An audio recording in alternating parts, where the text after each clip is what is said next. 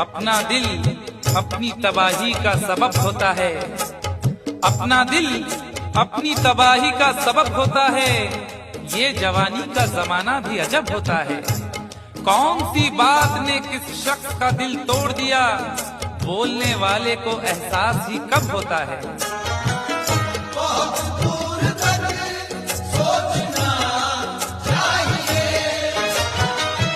बहुत दूर तक सोचना